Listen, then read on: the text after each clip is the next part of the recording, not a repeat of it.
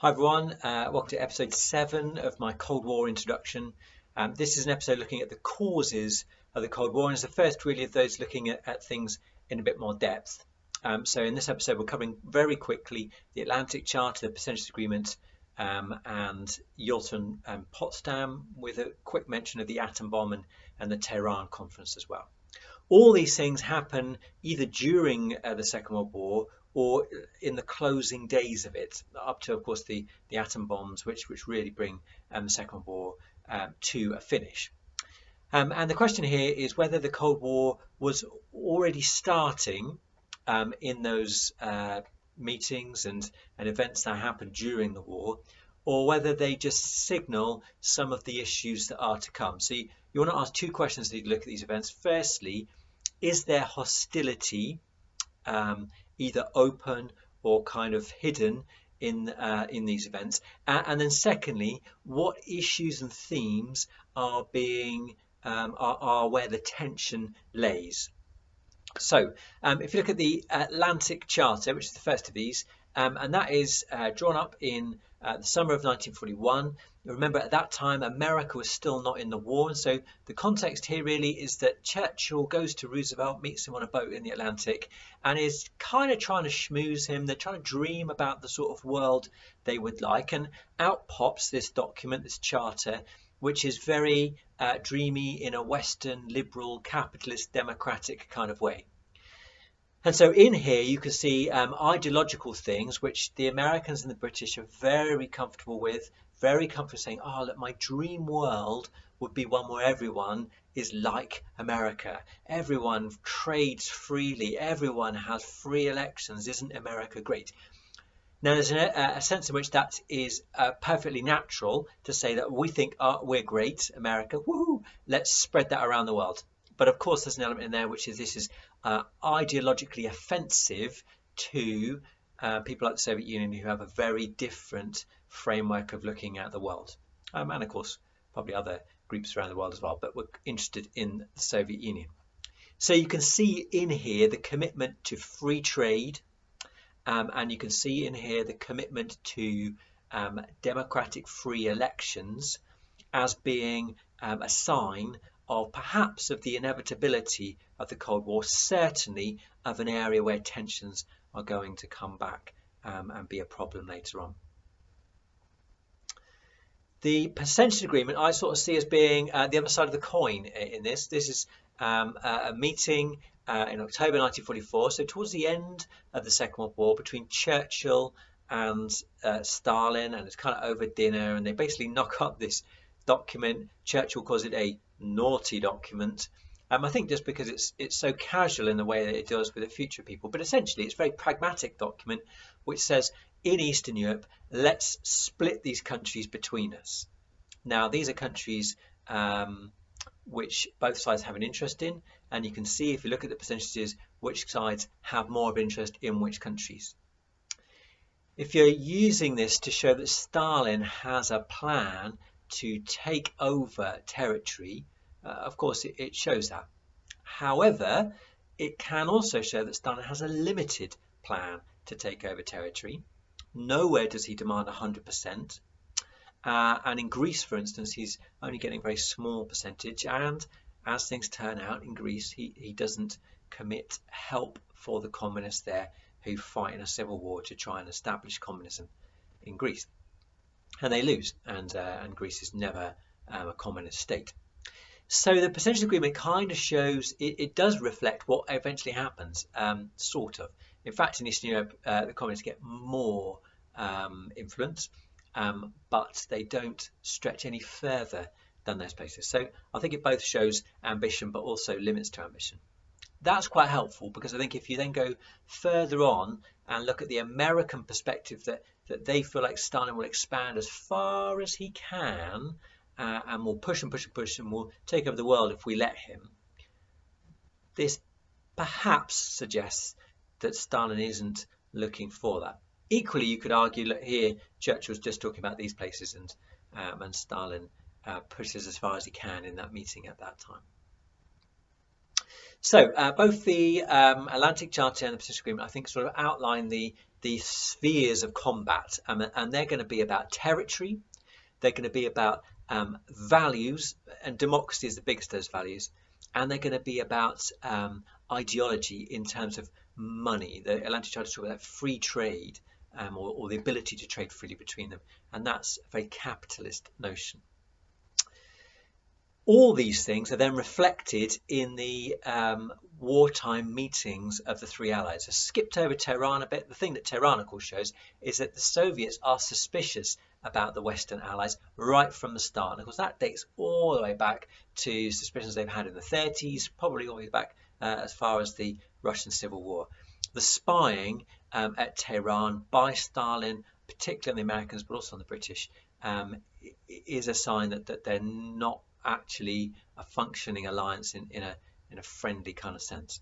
That, of course, is then reflected further on in that the Soviet Union already have spies in the atom bomb project, the Manhattan Project, as it's called, and that again shows their suspicions about the Americans and the fact they're not really tight allies. However, back to Yalta and Potsdam and the big two.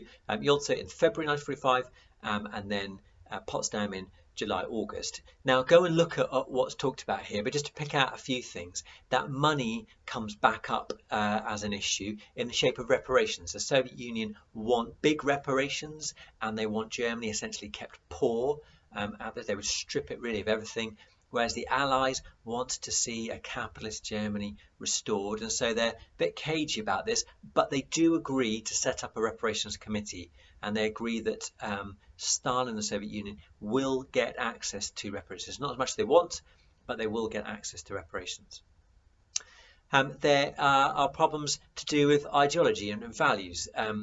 In both Yalta and Potsdam, the issue of free elections in Poland is a big issue, and it's talked about a lot. Remember, Poland is the country that Britain really goes to war to defend in September 1939. We don't do a very good job of it, but that's kind of our rationale for entering the Second World War. And so it's important to us that Poland is restored back to how it had been, and we insist and demand that there be free and fair and open elections there. Stalin seems to accede to these demands, and agreement is reached. But there's an area there of debate and tension. The other area of debate and tension, of course, is about influence and who's going to get what. So Germany and then Austria at Potsdam are both divided into four, with everyone getting their own little bit, and the Soviet Union agreed that the French can have part of it, sliced out of the American and British part.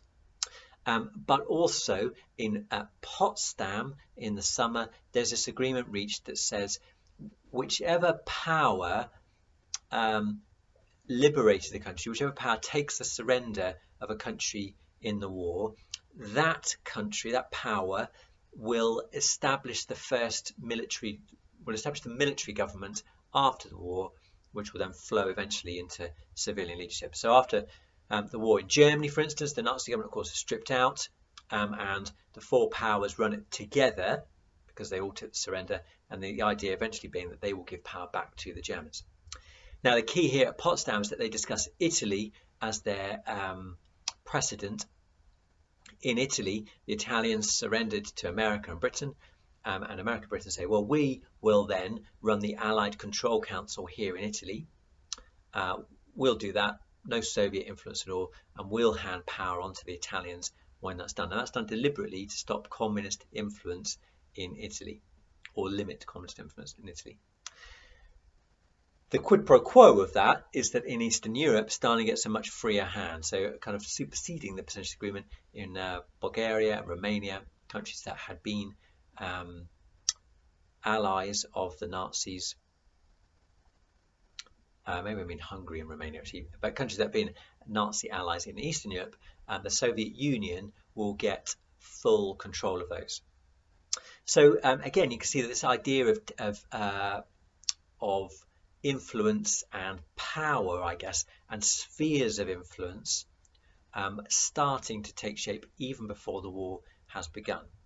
Now, would I say this is a Cold War at this stage? Well, no, I probably wouldn't. I don't think there's hostility there. I think there's posturing, manoeuvring, and there's certainly a sense in which both countries want to get the best deal for themselves out of these particular situations. It's kind of rivalry, but not yet hostility. And I would argue that you can see that because they do agree on things, they do collaborate on things. The United Nations organization is agreed at Yalta. Also at Yalta, Stalin agrees to help out Japan. Now he's going to get stuff out of that, he hopes, but he agrees to help with Japan. And of course, Germany and Austria are both divided into four, and they're going to work together in those places. So although Yalta is quite good at reaching agreement, although just to note, Roosevelt does get some stick from that from some historians for they see as avoiding the bigger and more controversial topics. But Yalta is pretty constructive.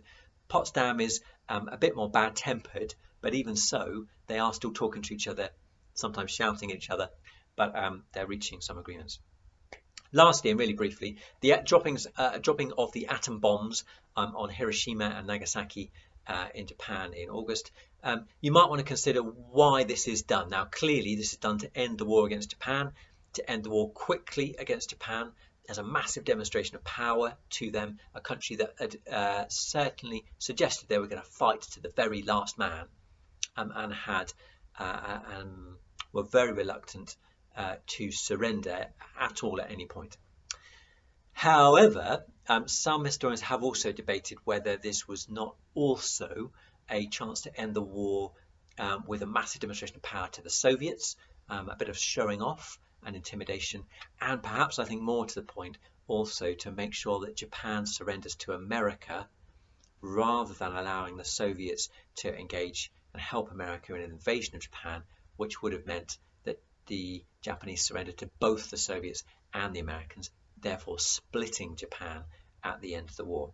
So the bombs on Japan end the war quickly, and in doing so mean that Japan falls into the American capitalist Western democratic sphere of influence rather than the communist one.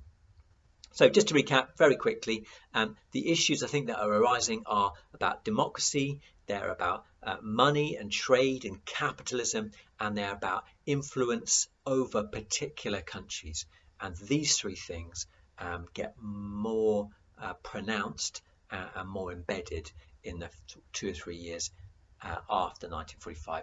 And I would say at this stage we're looking at awkwardness and tension, but not yet hostility. I hope that helps, and see you next time.